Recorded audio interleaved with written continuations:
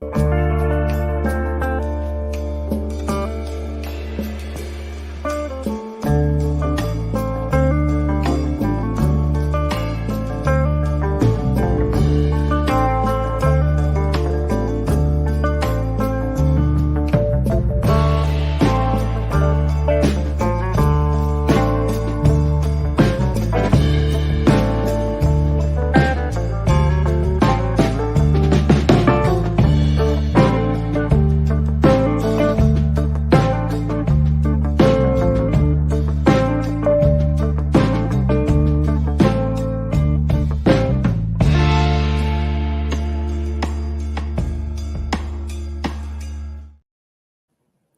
afternoon, everybody. It's Franky.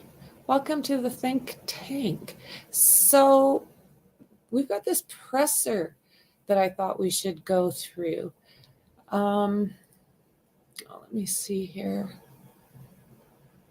Looks like they're just about ready. You know, this little one has been a big concern, so let's hope that we get some good information from them.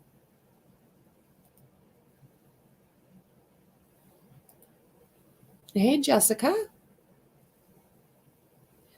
Not that I'm aware of. I mean, unless this is what they're going to tell us, I have not heard anything.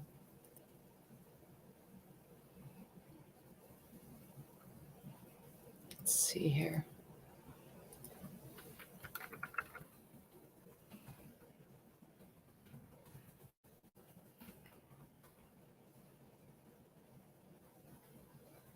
Okay.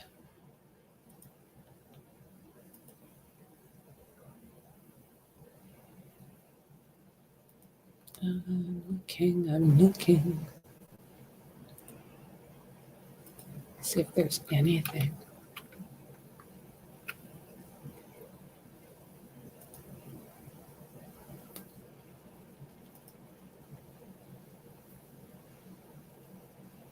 Yeah, that's what I sadly thought. That's what I thought. These cases have just been heartbreaking. The whole thing with Monkey right now. I did do the press conference. It's in my playlist. The news that they came out with, it was just, oh my word. You know, such an adorable little one. Good afternoon. There's so many microphones. Okay, I'm going to mute out, guys. Stuff. Maybe I can shove it aside, still be operational. Everybody ready? Just 1 second. I'll wait on KRLD.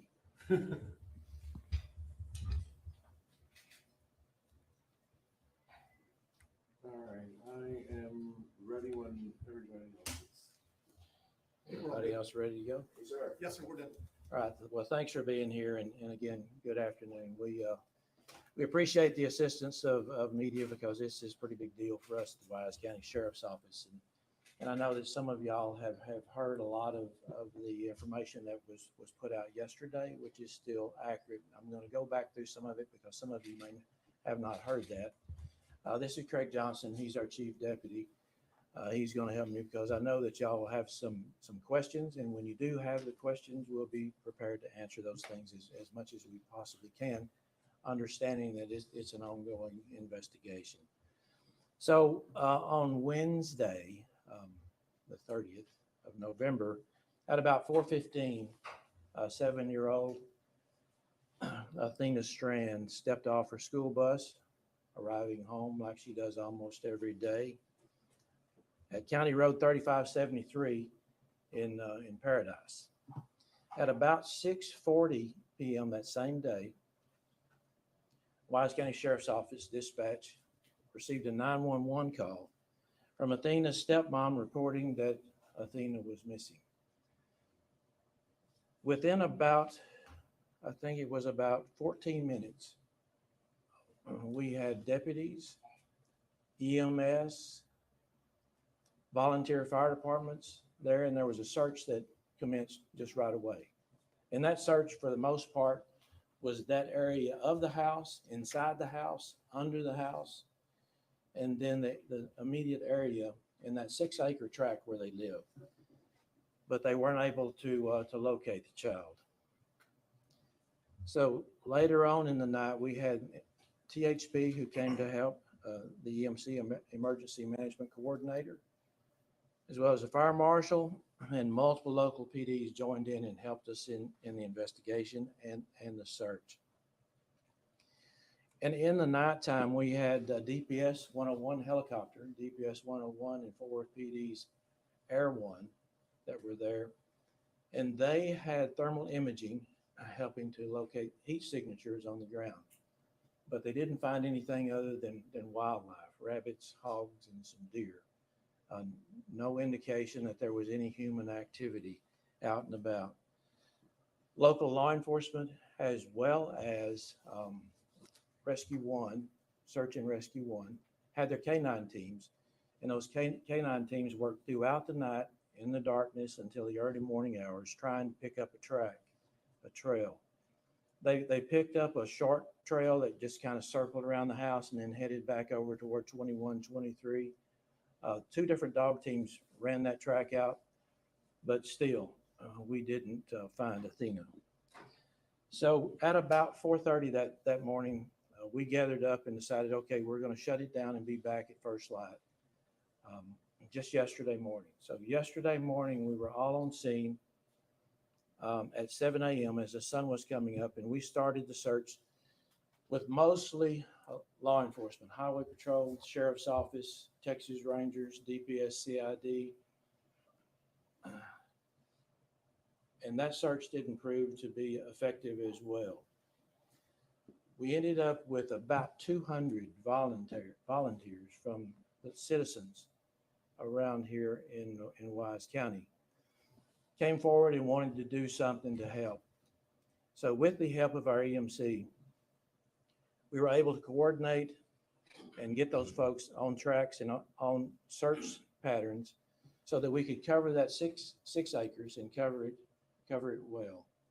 We had so many volunteers, and they were I guess mostly helped by law enforcement along the way. They were walking shoulder to shoulder through the brush, but still it was no luck. From the very beginning, this was just 2 nights ago. It was a search accompanied by an investigation. A search accompanied by an investigation. But we are now transitioning to an investigation accompanied by a search. The investigation itself is the responsibility of Wise County Sheriff's Office. We are being assisted, and thankfully so, we're being assisted by the Texas Rangers, DPS, CID. We're being assisted by local PDs, the U.S. Marshals, and the FBI. The FBI is helping us with digital resources and investigative support. And so we're asking the citizens, if we could, we're asking the citizens that if they see anything, if they know anything, that they would either call the Sheriff's Office, 940-627-5971, and report that, or the FBI office, 972-559-5000, in hopes that we can get some more information that will get us to the point that we could find Athena. It's heavy on our minds. Many of us have gone without sleep. So we're asking for the public's help and the media's help. And we also would ask that if you would put the information out to the citizens who live in that area, and we talked to the Wise County Messenger already about this, that when they get home in that area, please go out and look at the outbuildings, look inside the outbuildings and your barns, look through the brush, and just search your acreage that you have so that we can have that peace of mind that she's not in another place that we have not looked. The search is continuing. It's more of a spotted search now instead of the kind of grand search that you saw yesterday with all of those citizens. So with that, we would be glad to take questions. Mr. Sheriff, has the family been to the Wise County Sheriff's Office? Have they had previous calls to this house? To my recollection, we've had no calls to that house, Andrew, so no. Any other questions? Why is it transitioning to investigation and not search? Well, it's been search and investigation. Now it's more so investigation and search because we've completed most of that search. It's covered that area that we need to cover. So we're still going to do some spot searching as information comes in. And as normally the case, the investigation then becomes the forefront because we've got a lot of people to interview. We've got the digital information that we need to be going through. So that takes up the investigative time. So we're spending more time now on the investigation than we were with search. Do you have reason to believe that foul play is involved and or was issued at some point? Yes. When you didn't do that initially? No, we actually did. We sent it out to DPS right away. And I think DPS must have some parameters on that so that they wait until there's some reason for cause or concern. And obviously there's reason for concern when the child has not been recovered in about 24 hours. So they put that out, and it doesn't necessarily mean we expect foul play, but we do understand that could be a possibility. Could I add to that, Sheriff? Yes, you can. We can step up on those microphones. And please identify yourself as well for all of us. Thank you so much. I'm Craig Johnson. I'm Chief Deputy, Wise County Sheriff's Office. To add to what the sheriff was saying into your question, the transition is in part due to the over 300 now people, men and women in different groups that volunteered because we were able to cover a vast amount of area, talk to tons of people more quickly than we would have without them. So we were able to go through a lot of different areas and aspects of a search type incident looking for Athena very quickly, check and recheck. And so now the mechanics of the situation, the investigation dictate that we keep moving into this next area. But largely it's due to the good work to the women and men who volunteered their time and came out and really looked hard. Can you please explain what the next steps are? You mean that there's no searching, now it's investigating. Can you explain what's next and how it's going to be? Well, it's not just an investigation. As the sheriff said, it's transitioning to an investigation with a search. Leads still are being followed up on as they come in from leads that are developed via law enforcement or leads that are phoned in from different citizens or groups. But if we've checked and double checked and triple checked all of the things out in a typical grid search area, like what you largely saw yesterday, then we have to keep looking, we have to keep digging and following up on every lead. And it wouldn't be necessarily productive to have 300 people staged waiting to go search here and here and here and here. Are you still asking volunteers to stay away from the scene and let law enforcement do it, or are you accepting the help of volunteers now? We're asking that they stand down at the moment. There are some folks that come and volunteer. That is great. However, we struggle right now, again, thanks to the good work that was done yesterday by the 300 plus people on where to direct them. Could you speak to the experience that either the office or you as individuals have with missing children, what that experience could play into and how maybe those instances have played out in the past? Well, our chief deputy is retired from Grapevine PD. I'm a retired Texas Ranger. Been working in law enforcement since 1974. I think he's got about 30 years in law enforcement. I'm coming up on 50 years in law enforcement. We have encountered those investigations on many occasions. We find that if we solicit the support of the citizens as well as the other agencies who bring some expertise that we don't have, we're going to rely on them to make sure that we get everything done so that we can find out what happened to Athena, hopefully find her and bring her home alive and well. But again, I say that it's all about the possibilities, and we've got to look at everything. Sheriff, can you talk about the conversations with the family? We know there's a couple different dynamics, mom from Oklahoma, stepmother and biological father here. Give us some insight as to how they must be feeling or conversations with them. Both sides, the mother and the stepmother and the father, they have been very cooperative. The investigation, interviews have been conducted by our Texas Ranger, our local Texas Ranger, and one of our investigators. And it has gone very well. We've got information that the first information that we had was, and for it may still be accurate information. The information that we had at first was that the mother and daughter had a little bit of an argument, which is not unusual for a 7-year-old and the stepmother. And the stepdaughter got upset. Athena got upset, and she walked away, as she has done in the past. But they expected she would come back, but she did not come back, and we obviously have been unable to find her. Sheriff, where was the father during all of this?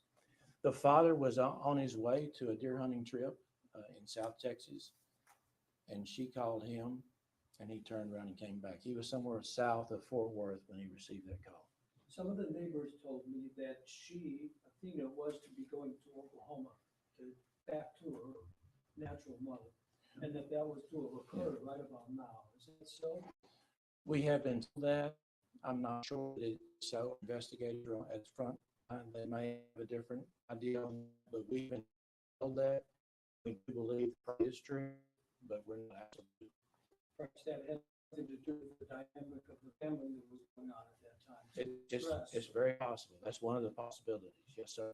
So the stepmother was the only adult at home at the time of her disappearance? That's correct. If you're a police, you hear the loud ringing for the yellow alert, and almost everybody might just silence their phone and maybe not even take a look. How important is it to glance at it? Maybe you see a description of a car, maybe you see a description of something that could help. Well, that's why we're so judicious about putting those things out. People got to realize that that's an important issue when they hear that coming across their phone. And I've been in a restaurant when everybody gets them at the same time, almost like tornado warnings. And so it's important that they look at that, especially if it's in your geographic area. So many times you're in South Texas, you get a little bit, I guess it becomes mundane because it's so far away. But in those that are close by, we would hope that everybody would look at it, and if they come up with some information that would be helpful, we in law enforcement would appreciate it if they give us a call.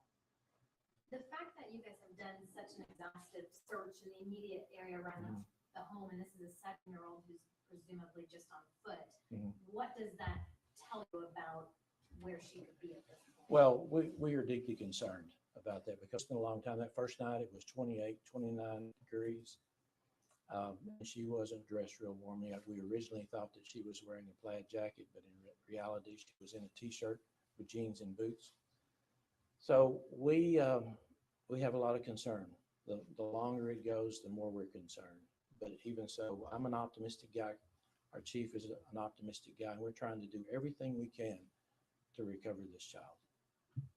Do any of the homes in the area have external security cameras that may have picked up a passing vehicle? We have checked on that, and we don't have any right there in that very area. There are no Ring doorbells along those lines.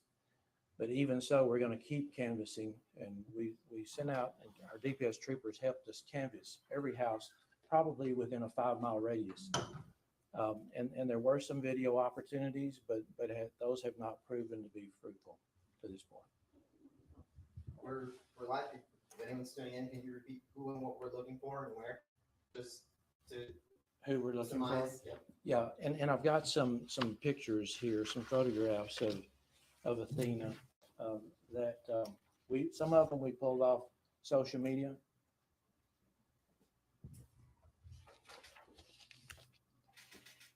So we'll pass these out to y'all before we leave.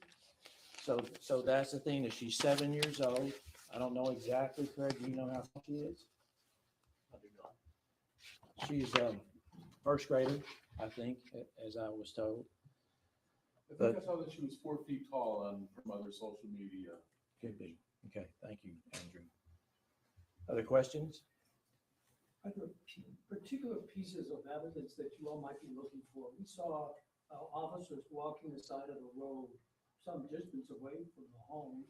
Looked as though they were looking for something that might have been thrown out of a car or whatever there might be on the side of the road. Craig, you want to come take that question? I Behind the microphone. To directly answer your question, any item of evidence is what those officers or deputies or troopers or volunteers would have been looking for. Anything that might have suggested that Athena might have been there, or something associated with her might have been there. Anything we can find to help narrow down the who, what, when, where, how, and why of the investigation is what we're looking for. It might be a footprint, it might be a shoe, it might be hair, it might be any number of things. But as physical evidence goes, sometimes you just don't know what it is until you find it at times. You mentioned the, of the outpouring of community volunteers. What would you say to people? I know they're still wanting to help out in some way if you're locally. What would you tell them? Those who want to help, they can still check in with us at the First Baptist Church in Cottondale. Our EMC is there to put their name on a list. And in the event that we do need some help, we encourage them to come on back so that we can do some more searching. But right now, we ask that those citizens at home, they check their own property, even if they're within 20 miles of that area. Let's just look at the property, see what's in your barn. Some of the people may not have been in their barn in a while, look in their vehicles. So we ask everybody to do that, especially those who are in the vicinity. Brian, did I answer your question? Do you have any registered sex offenders in that vicinity? We do. I've made contact with all of them, and that's one of the reasons the U.S. Marshals were assisting us early on. Thus far, that's produced no reason to believe they might be responsible. Not at this point, no, sir, but still, it's on the table. There's a possibility, but we don't see that as a direct lead right now. Anybody else? Any questions? Thank you all so much. We appreciate y'all being here. And if you would like the photographs here, we would be glad to pass some of these out. In fact, we'll just put them up here. I'll put them over on this side, and you can pick up one if you'd like to. Deputy, your last name is Johnson, Johnsson? Yes. Yes, Chief Deputy. Thank you so much. And so just for a quick recap, they have not found her. She's still missing. That's correct. Okay. She's still unfortunately. Okay. I know you guys were having a hard time hearing that.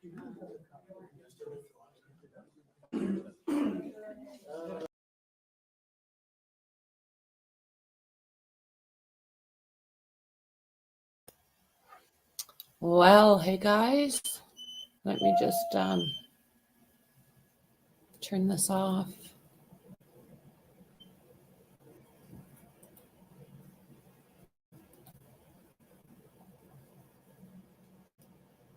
There we go. So, what do you guys think? Are they going to find her? Absolutely, in my prayers. So, guys, thanks for joining me for this press conference. I'll make sure and do my best to catch all of them. Feel free to come join me. I always enjoy the company. So, for now, friends, thanks for being here. Bye.